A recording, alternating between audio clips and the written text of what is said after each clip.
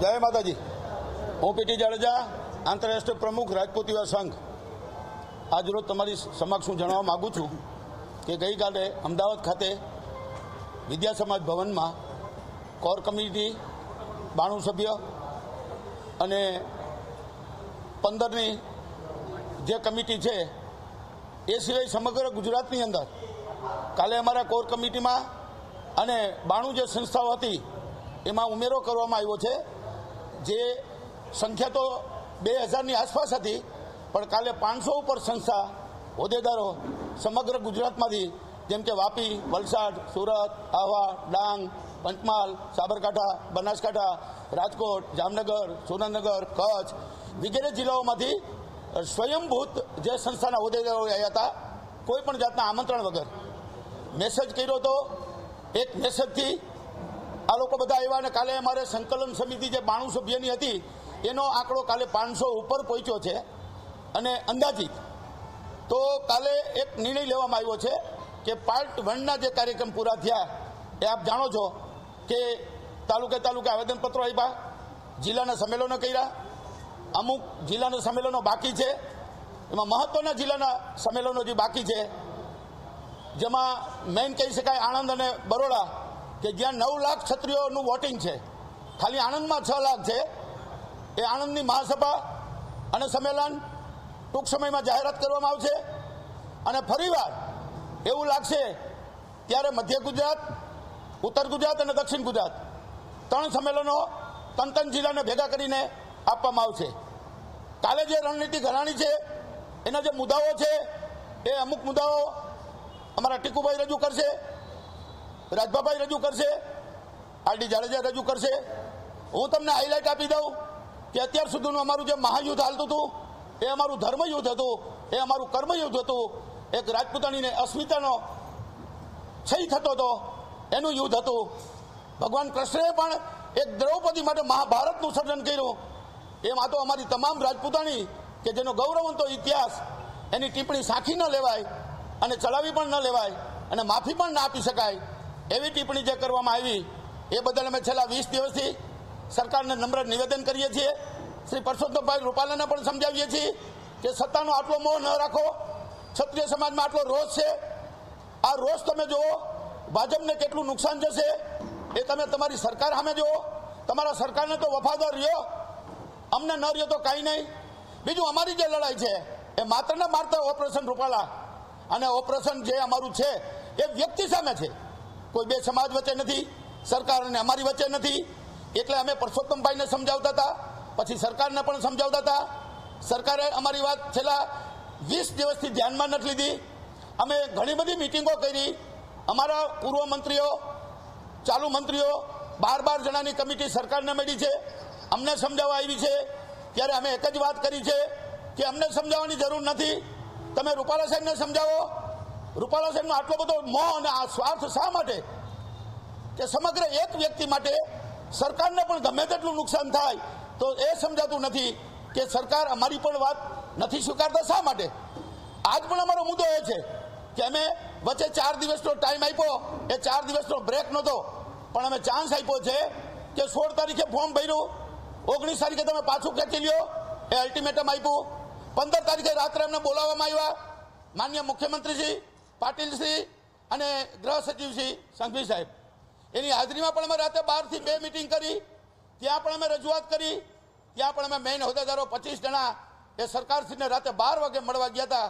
એનું મહત્વ શું હશે આપ કલ્પના કરો કે રાતે 12 વાગે શું કામ, સવારે પણ મિટિંગ થઈ શકતી હતી। સવારે પરસોત્તમભાઈ રૂપાલાને ફોર્મ ભરવાનું હતું, ફોર્મ ભરવામાં અમારો કોઈ કાર્યક્રમ નહોતો, ભલે ફોર્મ ભરે અને પછી ખેલદિલી બતાવીને પાછું ખેંચે, પણ એ કરવામાં ના આવ્યું। એટલે અમે ગઈકાલે જાહેર કરી દીધું કે હવે સરકાર પણ આપણી વાત નથી માનવાની, પરસોત્તમભાઈ નથી માનવાના। એટલે સરકારશ્રીને પોતાનું, અમારે આપ જાણો છો કે ક્ષત્રિય સમાજ ભાજપ સાથે રહ્યો છે, અત્યારે પણ 70 થી 80% છે, છતાં ક્ષત્રિયોનું આવું અપમાન થયું હોય છતાં સરકાર, આવડો મોટો રોષ હોય ક્ષત્રિય સમાજમાં તો પણ અમારી આ કંઈ માગણી નથી। અમે કોઈ ટિકિટ નથી માગી કે લોકસભાની ટિકિટ રાજકોટમાંથી ક્ષત્રિયને આપો કે ગુજરાતમાં ક્યાંય પણ આપો।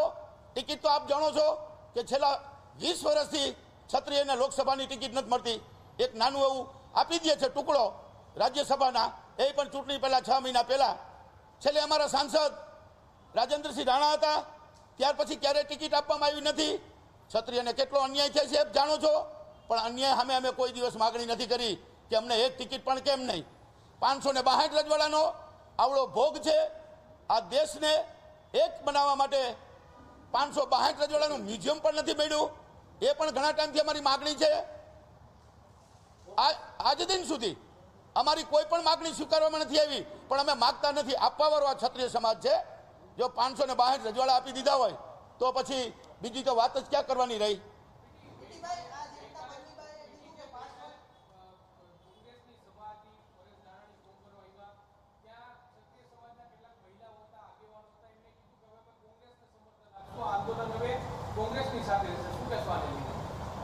ભાજપને જે હરાવે એને આપવાનું.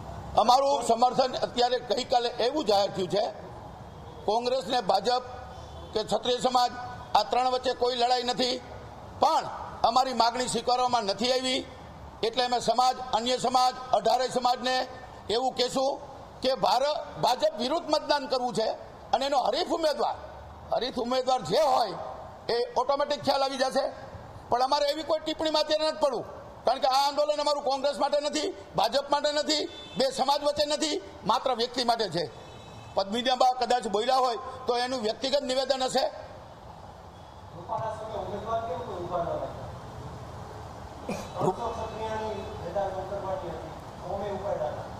એ અમારો હેતુ એવો હતો કે બેલેટ પેપર ઉપર ચૂંટણી થાય, પણ એ પછી તમામ માહિતી મેળવી ત્યારે જણાવવામાં આવ્યું કે ચૂંટણી પણ રદ ન થાય અને બેલેટ પેપર ઉપર પણ ન થાય. તો એકલી બધી શક્તિ અમારે એમાં વેડફી નાખવી. પછી મિસઅન્ડરસ્ટેન્ડિંગ થાય કે રાજકોટમાં 400 રાજપૂતાણી ઊભા છે, તો રાજપૂત સમાજમાં રોષ એટલો છે કે રાજપૂતાણીનો મત આપવા માંડે તો 5-5, 10-10 હજાર મત લઈ જાય તો એ મત ડિવાઈડ થઈ જાય.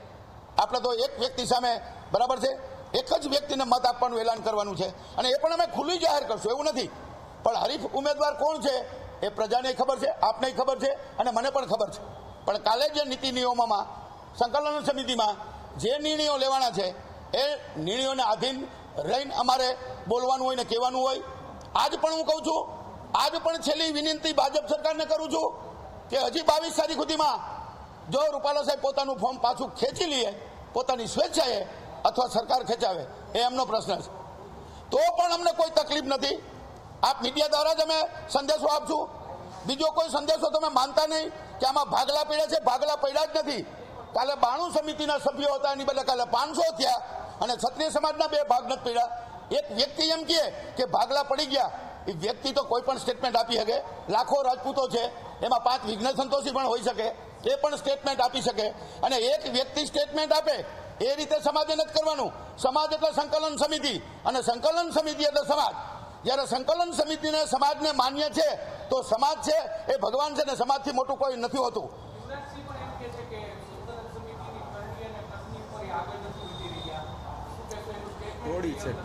યુવરાજસિંહનું નિવેદન વ્યક્તિગત નિવેદન છે, એ કોર કમિટીમાં નથી અને સંકલન સમિતિમાં પણ નથી અને એ રાજકીય માણસ છે.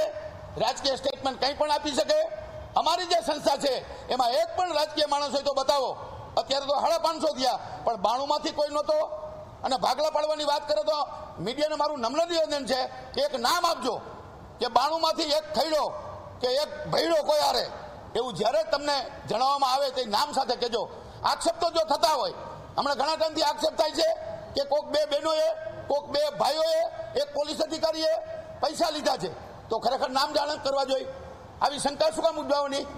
જો સાચી માહિતી છે તો નામ આપો 2 બહેનોના, 2 ભાઈઓના, પોલીસ અધિકારીના, એ ખુલ્લા પડી જશે અને અમને પણ વાત કરવાનો આનંદ થશે કે આ છે એ ગદ્દારો.